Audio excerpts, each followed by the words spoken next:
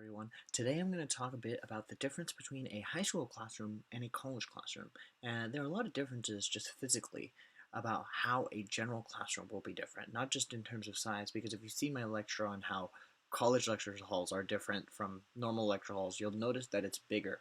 But I'm going to talk about general differences. So let's go first into high school classes. So if you think about high school classes, attendance is taken pretty much every day. If you miss a school day, they'll call you up and say, what's going on? Is everything okay? Because attendance is a big deal in high school. The other thing is that homework is assigned daily and it's also checked and it's a part of your grade. Again, this is going to be in contrast to college, which I'm going to talk about after this slide. But just to note it, just know that in college, homework would not be checked, right? So that's one of the biggest differences in high school. You have this aspect of homework, and they give you a grade for it and a certain amount of points. More importantly, school's also every day from 8 to 3. Big difference, okay? Because in college, school could be anywhere between 8 a.m. to 10 p.m. because you have your whole day to schedule classes. So it's not necessary that college will start in the morning and end, but in high school, remember, you have that rigid structure. The other thing is, when I was in high school, we had classes for about 45 minutes. So in this case, my first period was 45 minutes. My second period was 45 minutes. And then some of you may have blocks, which means you have a certain class for 90 minutes, except every other day. But the point is, at the end of the day, you have about 45 minutes of class a day for a whole week. And that's a lot of class. You'll notice that college does not have as much, and I'll talk specifically about what I mean by that. More importantly, the size. You have about 30 students per class. That's drastically different. Most college classes will be a bit bigger because you have a certain number of overlapping requirements, and universities are much bigger than high schools are, right? The other, the other thing is that participation is a thing in high school. You guys have to participate. You have to some like Spanish class, and remember my Spanish class has participation as a grade, right? Very important part of high school. And last but not least, the ability to ask for help in high school, although most students don't ask for help, it is there. A lot of students can ask for help with the teacher right away after class or even in class because your class size is so small. So these are just some facets of high school classes that I'm going to contrast with college classes, and I'll talk about college classes now. Let's talk a bit about college now. This is going to be, again, a sharp contrast to what I talked about in high school, but it's going to make a lot more sense. Attendance is not always taken. So this is mostly true for most college classes that have large class sizes. It may not be true for small class size college classes, but most college classes which are large, which most are, attendance is not taken. And that's just because they don't really care if you go or not. They just care that you learn the material. So let's say you learn the material best by sitting at home and watching it on YouTube instead of actually going to class. Well, then that's fine. They just want you to learn the material. Okay. Second thing is that homework may be assigned, but it's never checked. Okay, I had maybe one class where homework was a thing, as in a part of my grade, and it was 3% of my grade.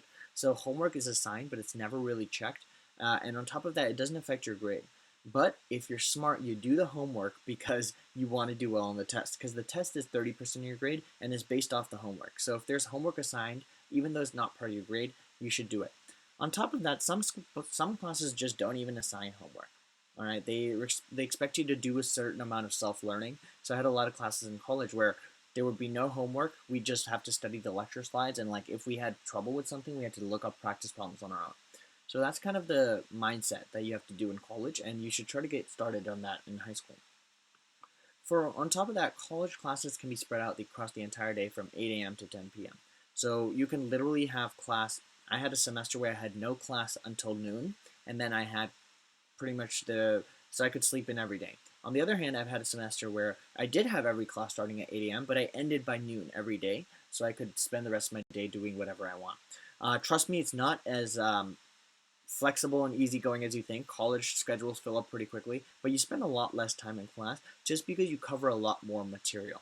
Okay, and that's what I mean by this fourth bullet point, because classes are usually 50 minutes, all right, and they're 3 times a week. So if you calculate and do the math, that's about 150 minutes of class a week. On top of that, if you went back to my previous slide, you'll see that in high school, you were in class for about 45 minutes a day, 5 days a week. That's way more class than you're in than in college. Okay, again, you're in college, you're in class for a lot less time, and that's because they cover a lot more material in that shorter time. Believe it or not.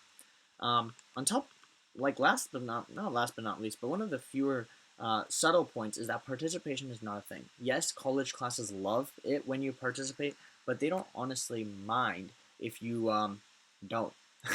All right, in high school, you had to participate. I told you in my Spanish class, um, participation was like 20% of my grade.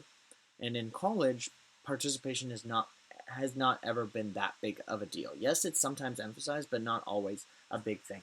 Okay, and that's just because there usually are a lot more people in a college class, and they don't really mind if some people don't participate. Sometimes you don't want to, and they understand that that's not as big of an indicator of how well you understand the material as is doing well on a test. And last but not least, I told you in high school you can take for granted sometimes how easily you can ask for help. You know, you sometimes if a teacher sees you're struggling, she or he will come by and ask you, "Are you okay?" If a teacher sees that you need help with something, he or she will recommend tutoring resources and really make sure you get the most out of your high school experience. Unfortunately, in college, the professor usually has a lot more students to take care of, and he or she does not really care if you need help. Right? I mean, that's kind of insensitive. I don't mean that they don't care. I just mean that they do care. They just don't have time to go through every student. So what they usually do is they expect you to take initiative and ask for help on your own. So if you're not used to asking for help in high school, like start doing that. Start asking questions. Because in college, when you need help, the first step is recognizing you need help, and second step is actually going to the professor. Because the professor's not going to like handhold you and see like, oh, you're struggling, let me help you out.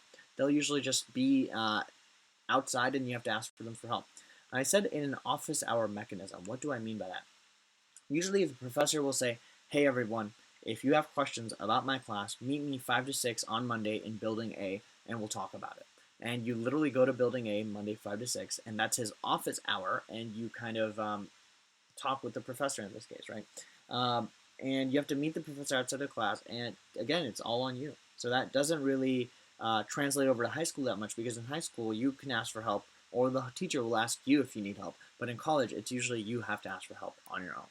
So now that we talked a bit about what college classes are like, I want to now spend this last side talking about if you're a high school student, how you can prepare for college classes, or if you're a college student, how you can maybe learn from my experiences.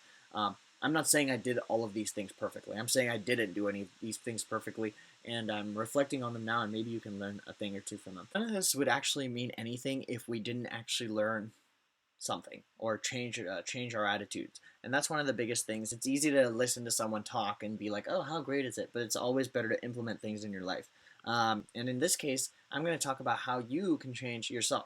So the first thing is focus on, if you're in high school right now, focus on doing the homework to understand the material. I know it can be really tempting to just look at your homework and be like, I hate this is so stupid, I don't want to do it. But you should really just do it for the sake of doing it, and for the sake of learning whatever it is they want you to learn from it. Start seeing homework as a tool rather than a challenge slash obstacle, and that can really change your mindset for college because then when you get assigned these optional homework sets, you'll be more likely to do them because even though they don't mean anything, you're used to learning for the sake of learning. Um, and on top of that, see what works for you. As I mentioned for you, there are a lot of classes in college where there are no guidelines at all. You have to figure it out. What's best for you? Do you learn best from YouTube videos like this?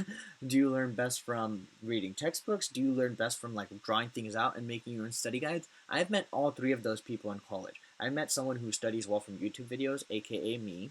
I've met someone who needs to literally draw everything out, and that's someone who learns best visually. And I've met someone who literally needs to just do textbook problems to learn. All right, and so see what works for you because then when you get to college, you know what works and what doesn't. And last but not least, be okay with asking for help. I think it's very easy for students to feel like asking for help is a sign of weakness. It's actually a sign of strength. I've asked so many questions in college, and I've been that person that everyone looks at and is like, why is this dumb guy asking so many stupid questions?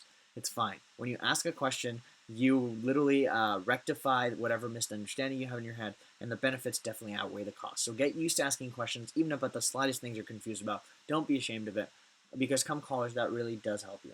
All right. And I hope you guys found this video helpful. And as always, please subscribe and like, and I'll see you in the next one. Thanks for watching. Hey, thanks for watching the video. Really appreciate it. You want to check out any of my other videos? There's going to be one right here. Another link to one of my videos right here. And another video right here. Why not? I'll put one video right over here. And last but not least, if you want to subscribe to this channel, really appreciate it because I'm still an early YouTuber trying to get it down. but a subscription button should be right over here. So please subscribe. Cool. Thanks. See you guys in the next one. Hope you find these videos helpful.